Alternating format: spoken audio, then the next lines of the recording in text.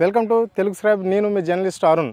So ఇప్పుడు మనం ఒక రైతు దగ్గర ఉన్నాము. ఈయన ఇక్కడ పన్నులతో పని చేయించుకుంటా ఈయన ఇక్కడ పని చేస్తున్నాడు. మరి ఈయనకి ఎన్ని ఎకరాల భూమి ఉంది ఏంటి అని చెప్పేసి ఆయన మాటల్లో అడిగి తెలుసుకునే ప్రయత్నం చేద్దాం.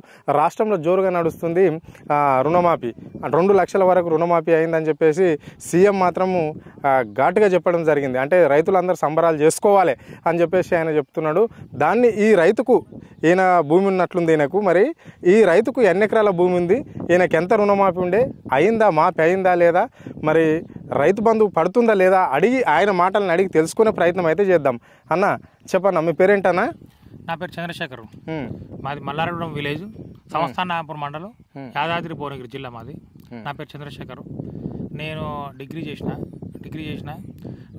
కూడా కేసీఆర్ చేసిన కొన్ని మంచి పనుల వల్ల ఏది మన రైతాంగానికి, తెలంగాణ రైతాంగానికి కొన్ని రైతు బంధు కానీ, ఇట్లా రుణమాఫీ కానీ, కొన్ని రైతులకు అదేంటి రైతును రాజు చేసే ఉపాయంతో ఆయన చేసిన సంక్షేమ పథకాలకు నేను క్యూరియాసిటీగా ఉండి నేను వ్యవసాయం పెట్టుకున్నా. అది వరకు కౌలుకి ఇచ్చేది. నేనే స్వతహాగా నాకు ఒక 6 ఎకరాల భూమి ఉంది, నేనే చేసుకుంటున్నా సొంతంగా. మరి బ్యాంకులో అప్పు ఎంత ఉండే అన్న?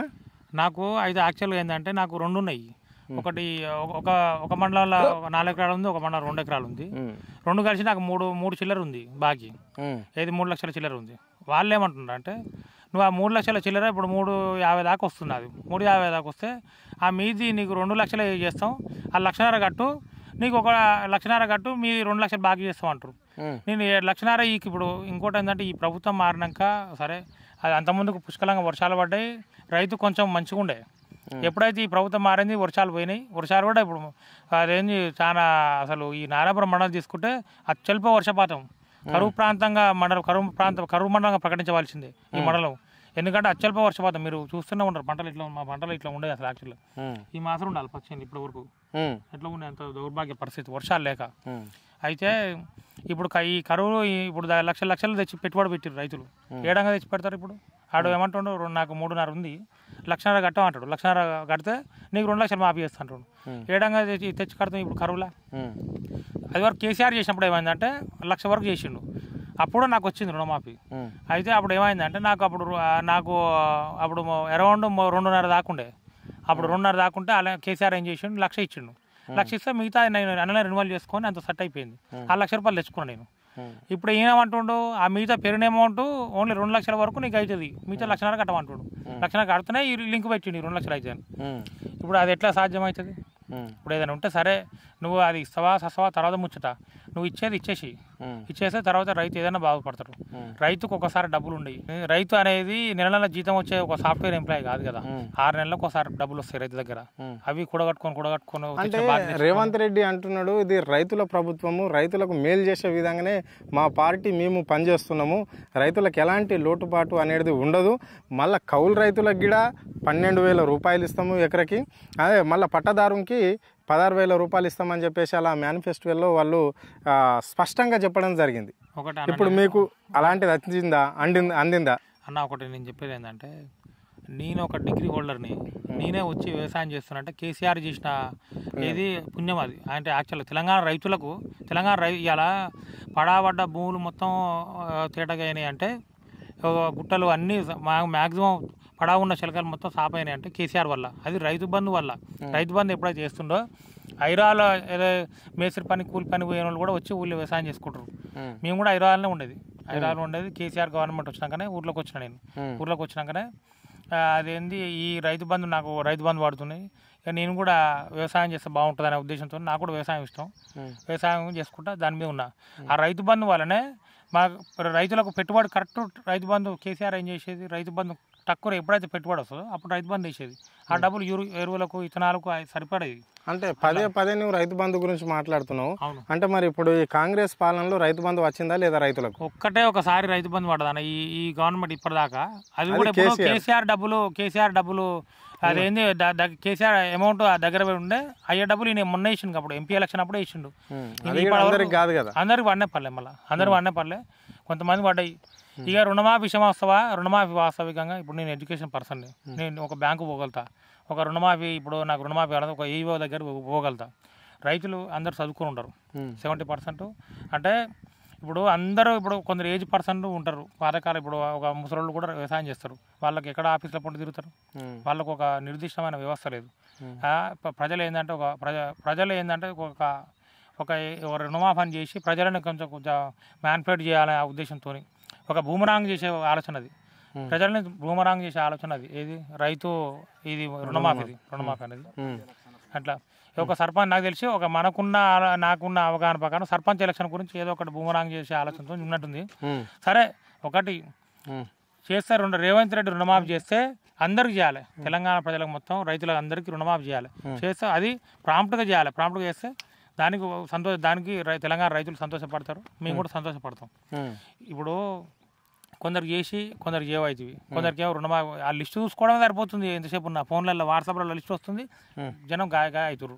దానికి కొన్ని నిర్దిష్ట ప్రణాళిక లేదు. అసలు ఎవరు పడ్డది కూడా అసలు క్లారిటీ లేదు. తెలంగాణ ప్రజలు బూమరాంగ్ అవుతారు.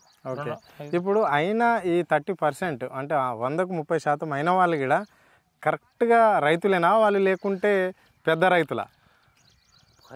నీకు ఒకటి అంటవా, పెద్ద రైతుల ముచ్చట పక్క పెట్టు. చిన్న రైతులకు కూడా ఇంకా రుణమాఫీ కాలేదని అంటారు. పెద్ద రైతులు అటు పెడితే చిన్న రైతులకు కూడా కాలేదంటారు. ఇప్పుడు ఒకటి అయిన వాళ్ళు అది ఏందో మనకు కూడా తెలియదు.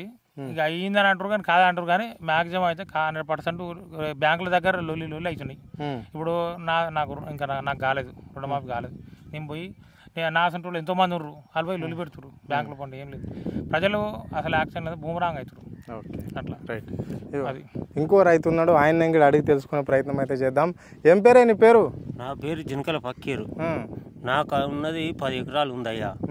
నేను పత్తి వేసిన మా పెండ్లానికి ఎకరం 15 గుంటలు ఉంది. ₹1,00,000 అప్పు తెచ్చుకున్నా. ఆడు 68,000 వచ్చిండు. ఇక మాఫీ లేదంటుండు. నీకు మాఫీ లేదు గీపీ లేదు పో, ఎవరు నీది అంటున్నాడు బ్యాంకు, సిల్వేర్ బ్యాంక్ కోడాడు. నాకు సౌటుపల్ల బ్యాంకులు, కోఆపరేటివ్ బ్యాంకులు ఉంది. నేను ఆడికి పోతే నీ పైసలు వాళ్ళే బిడ్డ, ఏది వాళ్ళే బిడ్డ, నువ్వు రాకు బిడ్డ, నీకు మాఫీ కాలేదు, రేవంత్ రెడ్డి చేయలేదు. ఇంకా ఆడేందో రేపు సర్పంచ్ ఎలక్షన్ల కోసం ఇవన్నీ ఏదో డ్రామాలు వేస్తుండు. ఏంది అంటే ఫేక్ న్యూస్ అంట. ఆ ఫేక్ న్యూస్ చేస్తున్నాడు. రేపు పైసలు వాళ్ళే బిడ్డ, నీకు రూపాయి కూడా లేదు పో బిడ్డ, నీకు 4,000 ఆ 4,000 ఏమంటే ఇస్తానని అన్నాడు. అని అంటే ఇంకా సరే అమ్మా అని నేను వచ్చిన. మరి రైతులంతా 2 లక్షల దాకా ఉన్న వాళ్ళంతా సంబరాలు చేసుకోవచ్చు అని ముఖ్యమంత్రి ఏం సంబరాలు చేసిర్రు? ఆయన సంబరాలు చేయాలనా, ఆయన దినాలు చేయాలనా? ఎవరి రేవంత్ రెడ్డి కానివి సంబరాలు ఎక్కడి సంబరాలు? బాగా రేవంత్ రెడ్డి కానీ దినాలు చేస్తుడే కరెక్ట్. ఆ రాజీనామా చేస్తాడా? ఈ రుణమాఫీ మొత్తం క్లియర్గా చేస్తాడా? అది చేసి మాట్లాడు. హరీష్ రావు కాళేశ్వరం గిలేశ్వరం పొక్క పోయింది, బైర పోయింది అని చెప్తుండు. కాళేశ్వరం నీళ్ళు పోతలేవా? ఇప్పుడు నీళ్ళు వస్తున్నాయిగా, గోదావరి ఊకేనే పోతుందా? అన్ని పామవులు ఎత్తిపోస్తున్నాయి. ఎవరు ఏదో టీవీలో చూపిస్తారు కాయా. నాకైతే చదువు రాదు, నాకు చదువు రాదు. నేను బయలుకి పోలే, నేను చదువుకో మయ్య చదివిపోయలే.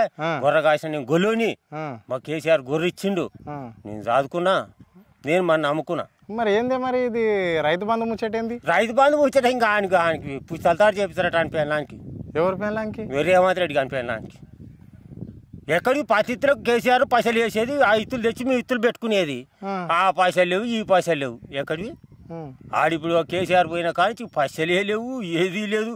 ఆడేమో అమెరికా, లండన్, బీహార్, గుజరాత్ అక్కడ తిరుగుతున్నంటాడు. మరి ఆయన కాడికి పోతేనేమో మొన్న పోయినా నేను. మొన్న పోతే మా ప్రజాభవన్ కాడికి పోతే నాకు నీ కరెంట్ బిల్లు కూడా మాపి లేదు, పోరా నీకు 10 ఎకరాల భూమి పోరా అంటుండు. ఎలగొడుతున్నాడు, పోలీసు వాడు తిప్పాటాడుతుంది.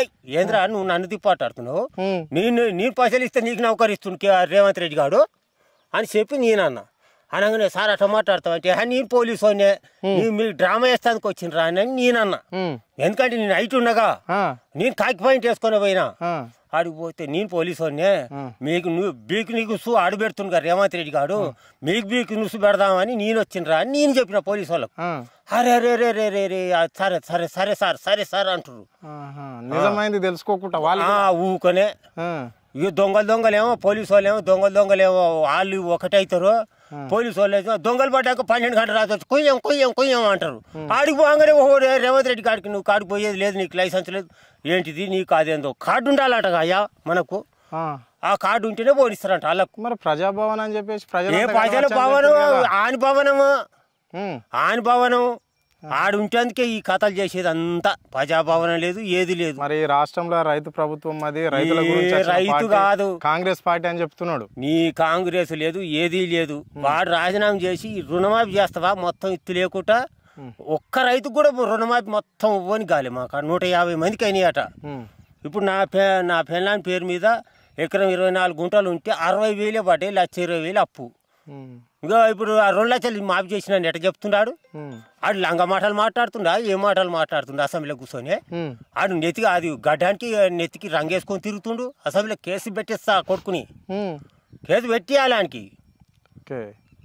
గడ్డానికి రంగేసుకొని పోతాడు అసెంబ్లీకి, పోవద్దు. అది మనకెట్టుంది, తెల్లని నెత్తి ఎట్టుందో గట్టినే ఉంది. అయ్యమ్మ సంపాదించడం నెత్తిది అట్టనే ఉండాలి. రంగులు వేసుకొని తిరుగుతున్నాడు. ఇది న్యాయం కాదు. అంటే ముఖ్యమంత్రి అంటే నీట్గా ఉండాలి కదా. నీట్ కాదు, నువ్వు పద్ధతి ఎమ్మడుండు. నేను ఇదే అంగి తొడుకున్నా, గిదే తువాలు కట్టుకున్నా, గిదే శల్క చేసుకుంటున్నా. ఇవన్నీ లంగ వ్యవహారం కాదు. రేపు సర్పంచ్ ఎలక్షన్లకు అంతా మొత్తం సర్పంచ్లు కూడా మనమే ఉండాలి, వార్డు నెంబర్ మనమే ఉండాలి అని ఆడు ప్లాన్లు అన్ని చేస్తుండు, మాయమాటలు చెప్తుండు. కానీ బీరికి నువ్వు ఆడు చేసేది అంతా లంగా బాడకవాడు. మరి హరీష్ రావును నువ్వు రుణమాఫీ చేసిన, నేను రాజీనామా చేయి అజ్జయ్ ఇజ్జయ్ అని హరీష్ రావు రాజీనామా చేసినట్టు మొత్తం నువ్వు క్లియర్ చేసి నువ్వు ఒప్పుకున్న కాడికి ఉన్నాయి చెయ్యి. చేసినాక హరీష్ రావు మేము గుంజుకొచ్చాడు రాజీనామా చేపిస్తా, నేను వచ్చి గుంజుకొచ్చి చేపిస్తా. హరీష్ రావు నా తైట్ ఉంటాడు. హరీష్ రావు గుంజుకొచ్చి చేపిస్తా నేను. ఏడికి అది ఉండగా ఆ స్థూపం. మరి ఈయన ఎంత ఉంటాడు హైటు? ఏమైనా 3 ఫీట్లోడేనా, 3 ఫీట్లోడా, 3 ఫీట్లోడేనా హరీష్ రావు. ఆ ఈడు రేవంత్ రెడ్డి గాడు ఎంతుండు, నా ఫీట్ కొడితే 2 ఫీట్లన్నరే ఉంటాడు. నా ఫీట్ తోడుకు వస్తే 2 ఫీట్లన్నరే ఉంటుంది. ఆ ఫీట్కు 3 ఇంచులు ఎక్కువ ఉంటుంది. ఆడెత్తుంటాడు ఆడ. 3 ఇసురు కొడితే 3 డొలకలు డొలుతాడు ఆడు. అంతేనా? రేపు ఆడికి తీసుకొచ్చి హరీష్ రావుని తీసుకొచ్చి గుంజుకొచ్చి కేసీఆర్ని తీసుకొచ్చి ఆడు రాజీనామా చేపిస్తాను నేను. నువ్వు మొత్తం మాఫీ చేయి. రుణమాఫీ కాలేదంటావు? ఇంకా రుణమాఫీ కాలే. మా రైతుల పైసలేయి ఎక్కడివి, ముసలోడు వేసిపోయిండు, కేసీఆర్ వేసిపోయిన పైసలు ఇంతవరకు పైసలు లేవు, ఏవి లేవు, ఎక్కడ లేవు. ఏందే నువ్వు చేసే రాజకీయం? రేపు సర్పంచ్ ఎలక్షన్ల కోసం ఈ లయ కథలు పడుతుండ అన్నాడు. ఇది అయ్యా రైతులతో మనం మాట్లాడించినాం కదా. అంటే రైతులు మాత్రం చాలా ఆవేదనంగా ఉన్నారు రాష్ట్రంలో. ఇప్పటి వరకు కూడా రుణమాఫీ ఏదో పేరుకు నా మాత్రమే నేను చేసిన రుణమాఫీ అని చెప్పుకోవడం గొప్పలు తప్ప రేవంత్ రెడ్డి చేసింది ఏం లేదు ఈ రాష్ట్రానికి అని చెప్పేసి రైతులు చెప్తున్నారు. ఆయన ఏదేదో పిచ్చి పిచ్చిగా మాట్లాడుతున్నాడు రేవంత్ రెడ్డి తప్ప, కానీ రైతులకు చేసింది ఏం లేదు. ఇప్పటి వరకు సకాలంలో గత ప్రభుత్వంలో మాత్రం ఇప్పటికీ మాకు రైతు బంధు అనేది పడేది. రైతులం చక్కగా మేము వ్యవసాయం చేసుకునే వాళ్ళం. కానీ ఇప్పుడు రేవంత్ రెడ్డి వచ్చినప్పటి నుంచి బ్యాంకుల దగ్గర గొడవ, బ్యాంకు దగ్గరకు పోతే మాకు ఇంత కాదు అంత అని చెప్పేసి మిత్తులు ఎక్కువ కట్టించుకొని మమ్మల్ని మోసం చేస్తున్న పరిస్థితి అయితే కాంగ్రెస్ ప్రభుత్వం స్పష్టంగా మాకు కనిపిస్తుంది అని చెప్పేసి రైతులు చెప్తున్నారు. ఇదే తీరుగా రేవంత్ రెడ్డి ఇట్లనే కొనసాగిస్తే మాత్రం పాలన రాబోయే పంచాయతీ జిల్లా పరిషత్ ఎన్నికల్లో కాంగ్రెస్ పార్టీకి బుద్ధి చెప్తామని రైతులు హెచ్చరిస్తున్నారు. కెమెరా పర్సన్ వినయ్తో టీఎస్ న్యూస్.